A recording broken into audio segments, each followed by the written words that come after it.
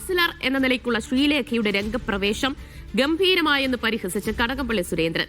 ശാസ്തമംഗലത്തുകാർക്ക് തെറ്റുപറ്റിയെന്ന് ഇപ്പോൾ തന്നെ ബോധ്യപ്പെട്ടിരിക്കുന്നു. ഇത്രയും അഹങ്കാരം ഇവർക്ക് എവിടെ നിന്ന് കിട്ടിയെന്നും മേയറും രാജീവ് ചന്ദ്രശേഖറും മറുപടി പറയണമെന്നും കടകംപള്ളി പറഞ്ഞു.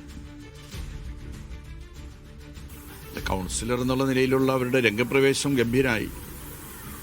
ഔദ്യോഗിക ജീവിതത്തിലുടനീളം അവർ പുലർത്തിയിരുന്ന തികഞ്ഞ മനുഷ്യവിരുദ്ധ ജനവിരുദ്ധമായിട്ടുള്ള നിലപാടിൻ്റെ ഒരു തുടർച്ചയായിട്ട് മാത്രം ഇതിനെ കണ്ടാൽ മതി.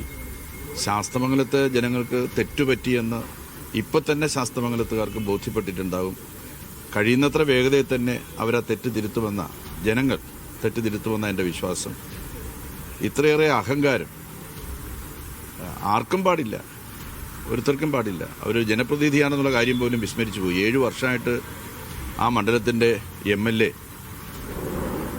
നിയമാനുസൃതമായിട്ട് അന്നത്തെ നഗരസഭയുടെ കൗൺസിൽ തീരുമാനത്തിൻ്റെ അടിസ്ഥാനത്തിൽ വാടകയ്ക്കെടുത്ത കരാറ് വെച്ച് വാടകയ്ക്കെടുത്ത ഒരു ഓഫീസ് മന്ദിരം അങ്ങ് ഒഴിഞ്ഞേക്കണമെന്ന് പറയാനുള്ള അഹങ്കാരം ഇവർക്ക് എവിടെ നിന്ന് കിട്ടിയെന്ന എൻ്റെ ചോദ്യം എന്ന് പറയുന്നത്. മേയറാണ് അതിന് മറുപടി പറയേണ്ടത്. മേയറും ഡെപ്യൂട്ടി മേയറും ഒക്കെ മറുപടി പറയണം. പറ്റുമെങ്കിൽ രാജീവ് ചന്ദ്രശേഖർ അദ്ദേഹം അതിന് മറുപടി പറയാൻ വേണ്ടി തയ്യാറാകണമെന്നാണ്.